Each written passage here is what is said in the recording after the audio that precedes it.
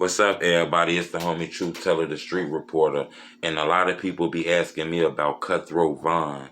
And in my opinion, he like one of my top three rappers from Chicago who was the most aggressive. This guy was real aggressive, and I'm not gonna lie.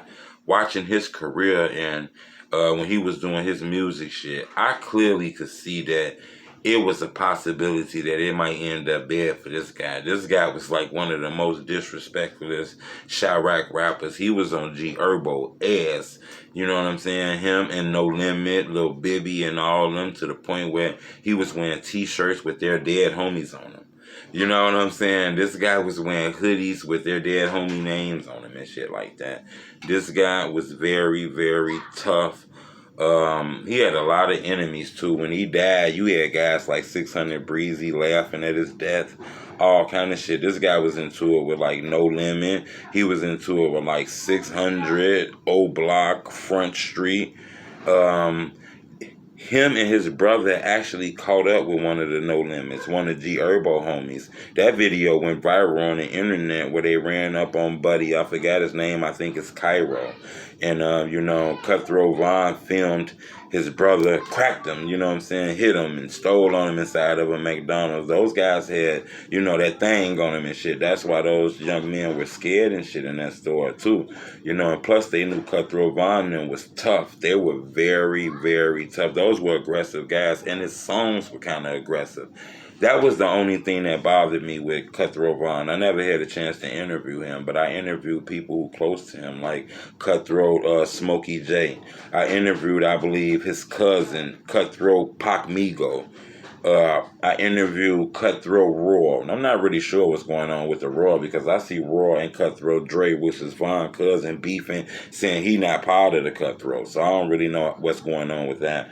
But I'm not going to lie, with talking to a lot of these guys, one of my main things I always wanted to let them know was I kind of was disappointed that Von didn't have more videos on the internet of him laughing, more videos on the internet of him cool and chilling with his girlfriend, laughing with his homeboys, playing games.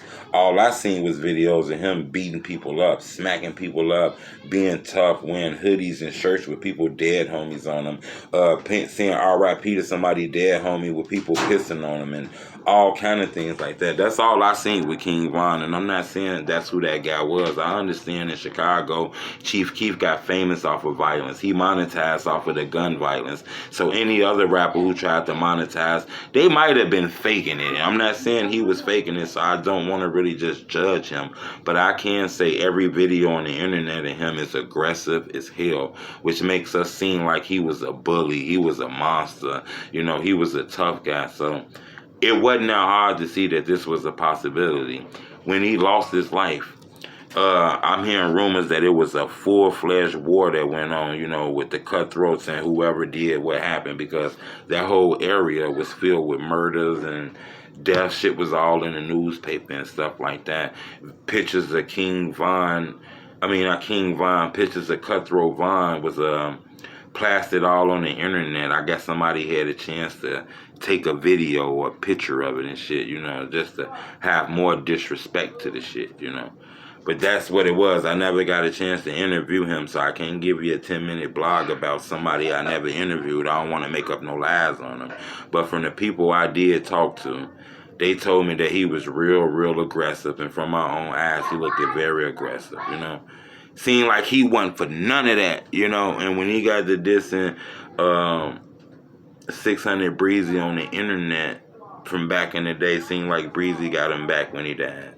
Laughing at him and dropping laughing emojis and shit. It's sick out here in Chicago, though, man. So you got to be safe when you're out here. But when you get a chance, go check out that Kill to Survive. That's a song by Cutthroat Vaughn.